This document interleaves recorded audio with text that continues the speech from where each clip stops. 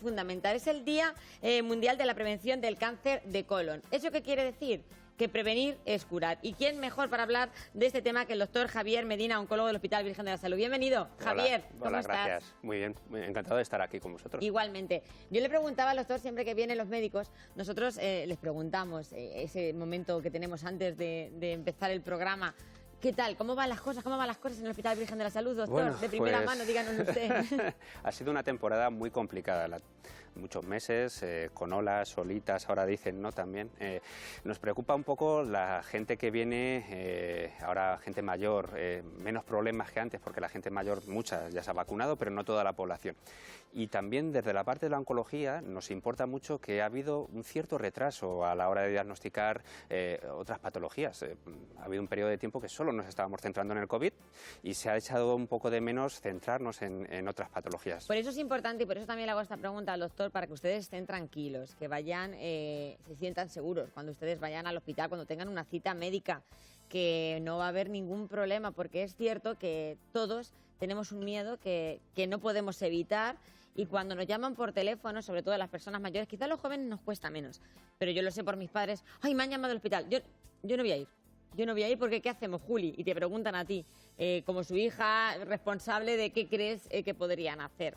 Dudas que les surgen a ustedes. ¿Pueden ir con seguridad a las citas médicas, doctor? Sí, por supuesto. Es decir, que está establecido un protocolo desde que entra en el hospital, sabe dónde tiene que ir, el número, las personas dónde tiene que ir con un acompañante o no, dependiendo de la patología que tenga, y se ha extremado en la medida de lo posible toda la seguridad. La hospitalización va por un lado y la gente de consultas va por otro.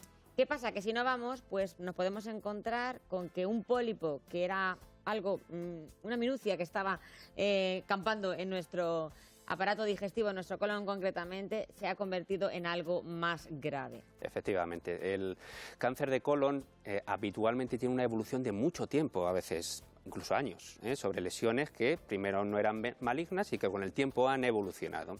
Es la típica enfermedad que haciendo un diagnóstico precoz podemos detectarlo y quitar el problema a tiempo, que cuando ya está puesto el problema pues siempre es más difícil. Siempre es más complicado. Y es que fíjense las cifras, el 95% de los cánceres de colon tienen su origen en un pólipo. ¿Eso qué quiere decir? ¿Qué es un pólipo? Vamos a explicar a los espectadores. Pues un pólipo es una pequeña lesión que crece a lo largo del intestino, en este caso el intestino grueso. ¿Y por qué aparecen los pólipos? Pues muchas veces está relacionado con el tipo de ritmo de vida que llevamos. La alimentación es fundamental, En ciertas poblaciones, por ejemplo, que comen mayor cantidad de carne roja, es más habitual el desarrollo de esos pólipos.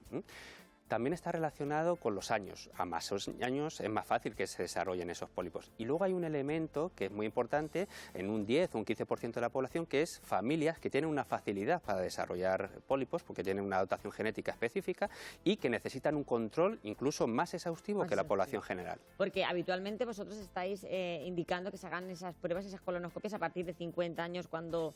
Sí, lo que es una edad más habitual, pero si, por ejemplo, ustedes tienen en su casa algún familiar que ha tenido un cáncer de colon, a los 40 ya deberíamos de hacernos la primera colonoscopia. Ahí la población es tan grande y tan heterogénea que hay unos criterios para clasificar el riesgo de desarrollar un cáncer. Es muy importante las campañas de test de sangre oculta en heces y... para detectar esa posibilidad de sangrado, que muchas veces es el síntoma guía que nos orienta. Y es un síntoma que a veces pasamos por alto, doctor.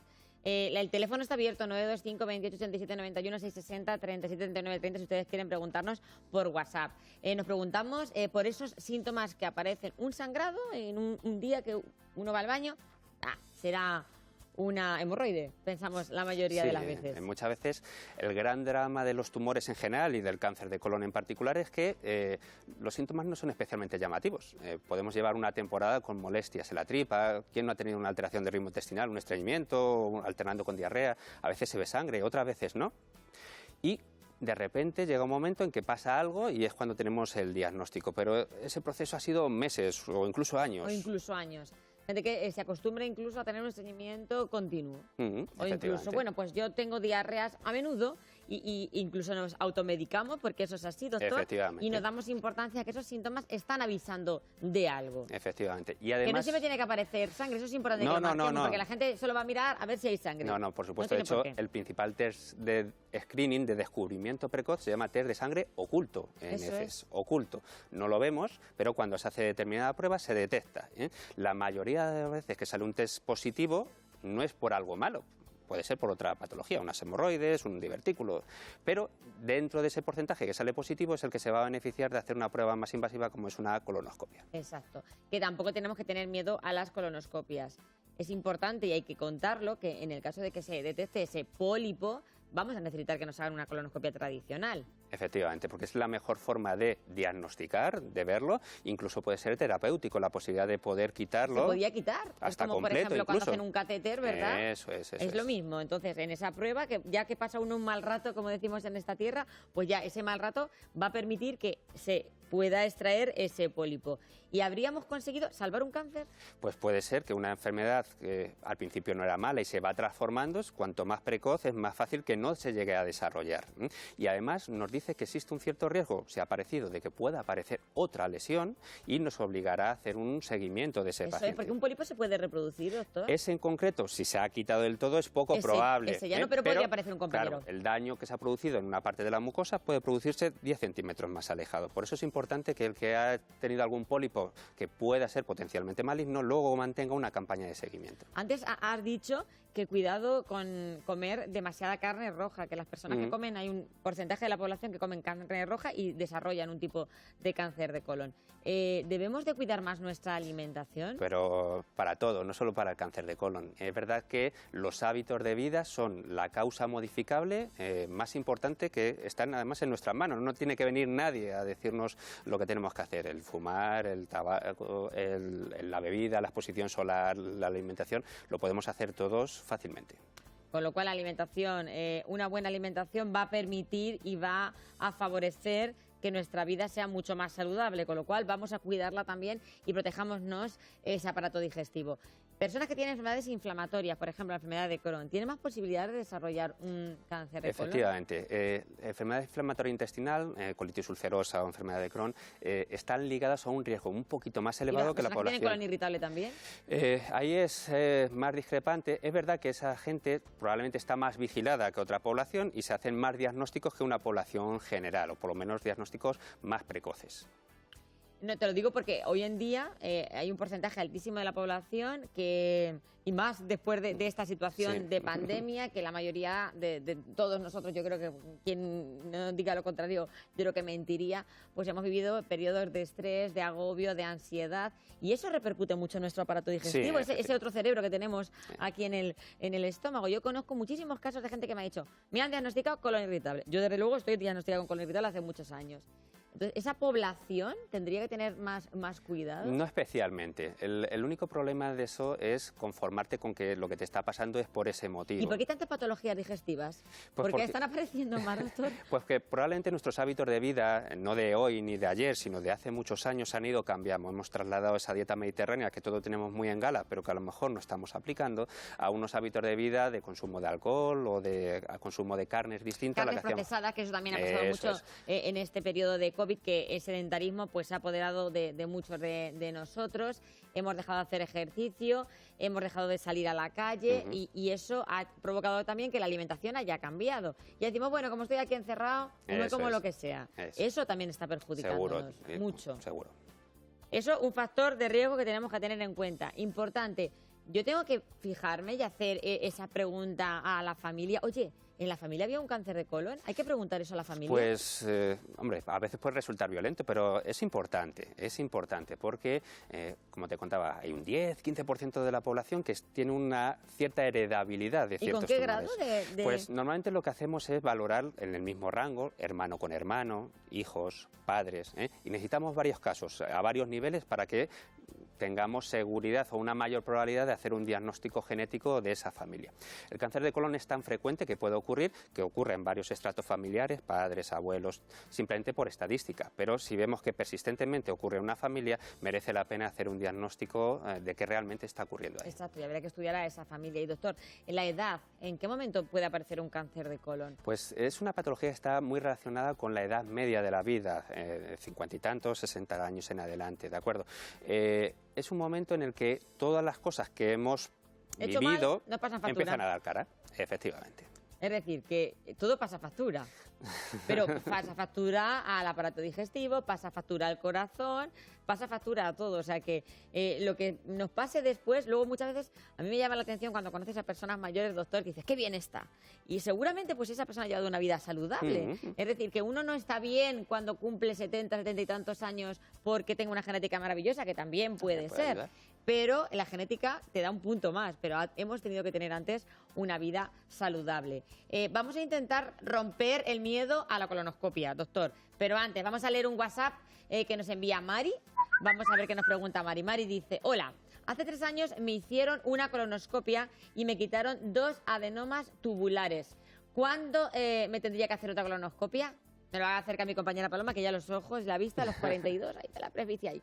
Ya está, ahí la tenemos. Bueno, pues hay unas guías clínicas que nos dicen la periodicidad en la cual se recomienda. Alguien que ya se le ha estipado alguna lesión polipoidea tiene todo el sentido hacer una revisión. Normalmente estamos hablando, depende de la accesibilidad, a lo mejor entre 3-5 años aproximadamente tendría sentido hacer una revisión más o menos rutinaria y luego estar muy atento a síntomas como habíamos contado, síntomas que pueden ser muy banales pero que hay que estar encima. O sea que sí que le recomiendas a nuestra compañera Mari que haga esa revisión a nuestra espectadora. Pues Mari, haz caso al doctor, oncólogo en el Hospital Virgen de la Salud y una persona además que nos está contando las cosas estupendamente, de verdad, muchas gracias. Doctor, más preguntas. Llega el momento de la colonoscopia y nos da miedo a todos.